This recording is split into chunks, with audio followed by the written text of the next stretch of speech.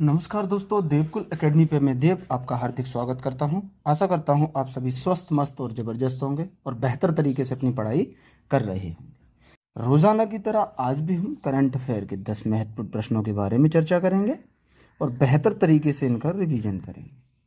आपको पता होगा कि कुमार गौरव सर की जो फूल पत्ती वाली क्लास है, जो रोज़ाना सुबह 6 बजे स्टार्ट होती है, उसका हम यहाँ एक दिन बाद में रिवीजन करते हैं।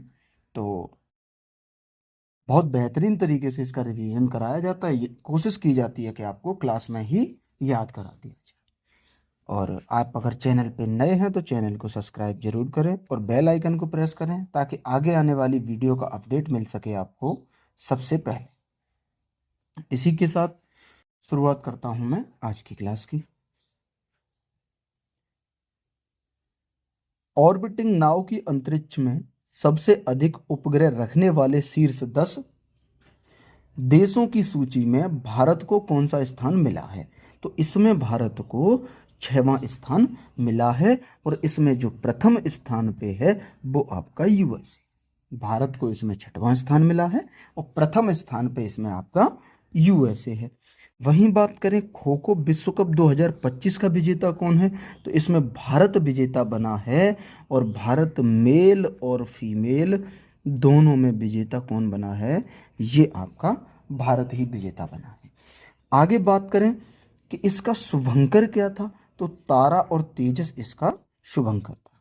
वहीं बात करें कि सूर्य किरण अभ्यास की, तो सूर्य किरण अभ्यास आपका इंडिया और नेपाल के बीच में आयोजित किया जाता है।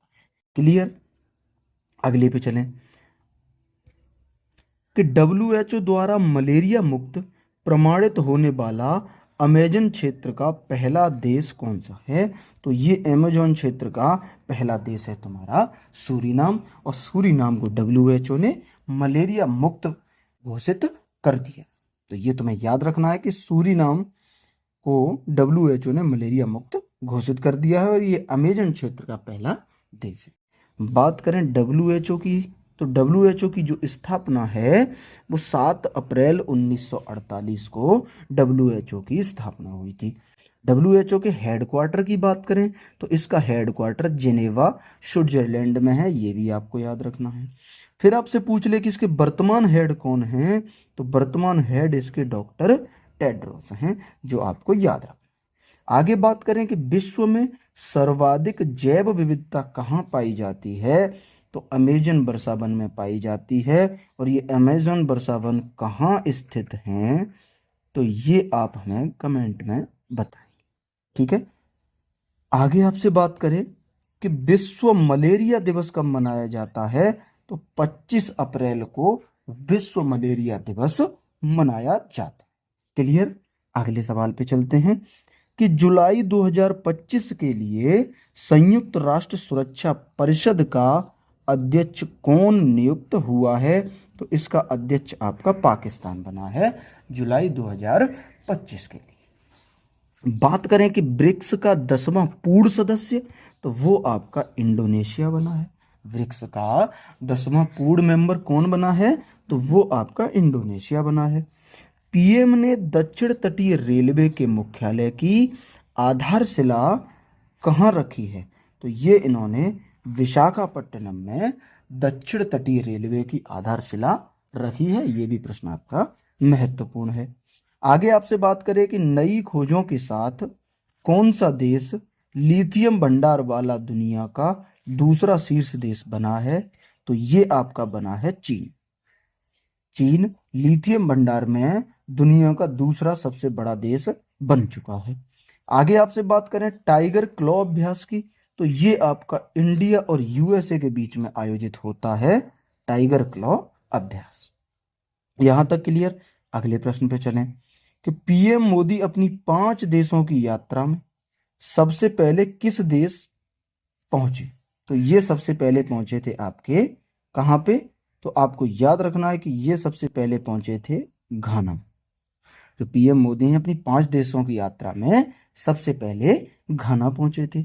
आगे भारतीय नौसेना में प्रोजेक्ट P-75 के तहत शामिल हुई छठी और अंतिम अत्याधुनिक स्कॉर्पियन श्रेणी की पनडुब्बी कौन सी है, तो ये आपकी पनडुब्बी है वागसीर। भारतीय नौसेना में प्रोजेक्ट P-75 के तहत शामिल हुई छठी और अंतिम अत्याधुनिक पनडुब्बी कौन सी है? तो वो है आपकी वागसीर। वहीं आगे, इंटरपोल ने लॉन्ड्रिंग संपत्तियों का पता लगाने के लिए पहली बार कौन सा नोटिस जारी किया है? तो कौन सा जारी किया है? वो किया है आपका सिल्वर नोटिस। क्लियर? अगले की बात करें, वैश्विक ब्लू फ्लैग प्रमाणन प्राप्त करने वाले कप्पड़ और चल समुद्र तट का संबंध किससे? तो कप्पड़ और जो चल समुद्र तट हैं, इसका संबंध आपका केरल से है। किससे है? केरल से। क्लियर? अगले की बात करें, भारतीय नौसेना ने किस देश में INS तमाल को कमीशन किया है? तो ये आपका किया है रूस में। भारतीय नौसेना ने किस देश में INS तमाल को कमीशनिंग किया है? तो ये आपका किया है रूस में। आगे आपसे बात करें, 7वां खेलो इंडिया यूथ गेम्स का आयोजन, तो ये आपका बिहार में हुआ है। इसका जो शुभंकर है वो आपका है गज सिंह, और वहीं इसमें जो प्रथम स्थान पे है वो है महाराष्ट्र। जो 7वां खेलो इंडिया यूथ गेम है, इसका शुभंकर गज सिंह है, और इसमें प्रथम स्थान पे महाराष्ट्र है। अब बिहार में आयोजित हुआ है तो बिहार का स्थान भी महत्वपूर्ण है, तो बिहार इसमें 15वें स्थान पे है। आगे बात करें, तीसरा खेलो इंडिया पैरा गेम्स का आयोजन कहाँ हुआ है? तो इसका आयोजन आपका दिल्ली में हुआ है, और इसका जो शुभंकर है वो आप लोग मुझे बताएंगे कि इसका शुभंकर क्या है। ठीक है, शुभंकर आप कमेंट करके बताएंगे। आगे आपसे पूछे कि खेलो इंडिया विंटर गेम्स 2025 में प्रथम पे कौन आया है? तो इंडियन आर्मी इसमें प्रथम स्थान। क्लियर? अगले पे चलें, केंद्रीय मंत्रिमंडल ने रोजगार से जुड़ी प्रोत्साहन योजना ELI के लिए कितने बजट की मंजूरी दी है? तो ये इसने 99,446 करोड़ रुपए की मंजूरी दी है। आपसे पूछ ले कि USA के प्रेसिडेंट कौन हैं? तो वो डोनाल्ड ट्रंप हैं। और वहीं आपसे USA के अगर वाइस प्रेसिडेंट के बारे में पूछे तो JD वेंस। अगले प्रश्न पे चलें कि मणिपुर, मेघालय और त्रिपुरा ने अपना स्थापना दिवस कब मनाया है? तो ये इन्होंने 21 जनवरी 1972 को इनकी स्थापना हुई थी। तो ये अपने स्थापना दिवस को 21 जनवरी को अपना स्थापना दिवस मनाते हैं। वहीं आगे आपसे बात करें तर्कस अभ्यास की, तो ये इंडिया और USA के बीच में आयोजित होता है तर्कस अभ्यास।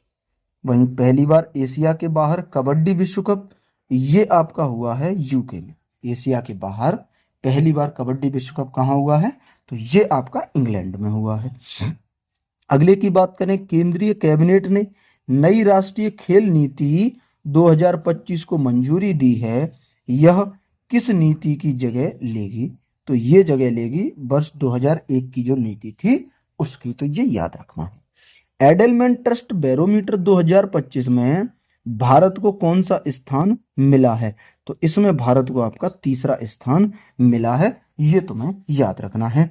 वहीं आगे बात करें कि राष्ट्रीय पराक्रम दिवस कब मनाया जाता है? तो 23 जनवरी को राष्ट्रीय पराक्रम दिवस मनाया जाता है। अगले प्रश्न की बात करें, ग्लोबल फायर पावर इंडेक्स 2025 में भारत को कौन सा स्थान मिला है? तो इसमें आपका भारत को चौथा स्थान मिला है। प्रेस फ्रीडम इंडेक्स की बात करें अगर, तो इसमें भारत को 151वां स्थान मिला है। ग्लोबल फायर पावर इंडेक्स में चौथा स्थान है। प्रेस फ्रीडम में भारत को 151वां स्थान मिला। क्लियर? अगले पे चलें, फिनटेक कंपनी स्लाइस ने भारत की पहली UPI संचालित बैंक शाखा कहां लॉन्च की है? तो ये इसने बेंगलुरु में लॉन्च की है। वहीं बात करें UPI का पूरा नाम क्या है? तो यूनिफाइड पेमेंट इंटरफेस UPI का पूरा नाम है। क्या नाम है? Unified payment interface. इसको याद रखना, परीक्षा में यह प्रश्न पूछा जा चुका है। आगे बात करें, 55वें वर्ल्ड इकोनॉमिक फोरम में किसे क्रिस्टल अवार्ड से सम्मानित किया गया है? तो ये आपका डेविड वेकहैम को क्रिस्टल अवार्ड से सम्मानित किया गया है। आगे बात करें 27वीं अंतरराष्ट्रीय ग्लास कांग्रेस 2025 का आयोजन कहाँ हुआ है, तो ये आपका पश्चिम बंगाल में इसका आयोजन किया गया है। राष्ट्रीय वाणिज्य कृषि अनुसंधान संस्थान, ये आपका राजमुंद्री आंध्र प्रदेश में स्थित है, राष्ट्रीय वाणिज्य कृषि अनुसंधान संस्थान। अगले पे चलें, राजभवन अन्न धन योजना कहाँ प्रारंभ हुई है, तो ये आपकी गोवा में राजभवन अन्न धन योजना प्रारंभ हुई है। वहीं अगला आपसे बात करें कि गोवा के सीएम कौन है, तो वर्तमान में प्रमोद सावंत गोवा के सीएम हैं। वहीं गोवा के राज्यपाल की अगर आपसे पूछे तो श्रीधर पिल्लई गोवा के राज्यपाल हैं। आगे गोवा की राजधानी, तो गोवा की राजधानी आपकी पणजी है। और वहीं गोवा राज्य कब बना, तो ये डेट याद रखनी है, 56वां संविधान संशोधन 1987 को गोवा को राज्य का दर्जा दिया गया था और 19 दिसंबर की वो डेट है। आगे बात करें भारत का पहला संविधान संग्रहालय, तो ओपी जिंदल यूनिवर्सिटी जो सोनीपत हरियाणा में है, वहां भारत का पहला संविधान संग्रहालय की स्थापना की गई। अगले प्रश्न की बात करें कि जन सुरक्षा संतुष्टि अभियान किसने शुरू किया है, तो ये आपका गुजरात ने जन सुरक्षा संतुष्टि अभियान शुरू किया है। इसके आयोजन की अगर हम बात करें तो 1 जुलाई से 30 सितंबर तक ये आयोजन इसका किया जाएगा। आगे आपसे बात करें कि समान नागरिक संहिता लागू करने वाला पहला राज्य कौन सा है, तो उत्तराखंड भारत का पहला राज्य बन गया है जो समान नागरिक संहिता लागू करने वाला राज्य। आगे बात करेंगे प्रत्येक चिनार के पेड़ के लिए डिजिटल ट्री आधार पहल किसने लॉन्च की है, तो ये आपकी जम्मू कश्मीर ने प्रत्येक चिनार के पेड़ के लिए डिजिटल ट्री आधार पहल लॉन्च की है। यहां तक क्लियर। अगले प्रश्न की आपसे बात करें कि किस देश में आयोजित होने वाले एआई शिखर सम्मेलन में पीएम मोदी को सह अध्यक्ष चुना गया है, तो ये आपका पेरिस में जो आयोजन हुआ था एआई शिखर सम्मेलन का, उसमें पीएम मोदी को सह अध्यक्ष चुना गया। तो ये थी हमारी आज की क्लास। आशा करते हैं कि क्लास आपको बेहतर तरीके से समझ आई होगी। अगर आपको अच्छे से समझ में आई है तो कृपया करके क्लास को लाइक जरूर करें, वीडियो को ज़्यादा से ज़्यादा लोगों तक शेयर करें और चैनल को सब्सक्राइब जरूर करें ताकि आगे आने वाली वीडियो का अपडेट मिल सके आपको सबसे पहले। मैं यही कहूँगा कि अगर आप अंत तक आए हैं तो पक्का आपको क्लास पसंद आई है, और क्लास अगर पसंद आई है तो प्लीज़ कंजूसी मत कीजिए, एक लाइक और एक सब्सक्राइब जरूर कर दीजिए। आप लोगों के प्यार और सपोर्ट से ही मैं आगे बढ़ूँगा। मैं आप लोगों के लिए भी मेहनत कर रहा हूँ, अपने लिए भी कर रहा हूँ। मैं ये नहीं कहूँगा कि सिर्फ आपके लिए कर रहा हूँ, आप लोगों के लिए भी मेहनत कर रहा हूँ और मैं अपने लिए भी कर रहा हूँ। इसमें आपका भी फायदा और मेरा भी फायदा। प्लीज़ एक लाइक और एक सब्सक्राइब जरूर करें। मिलेंगे अगली क्लास में, तब तक के लिए नमस्ते, नमस्कार, जय हिंद, वंदे मातरम।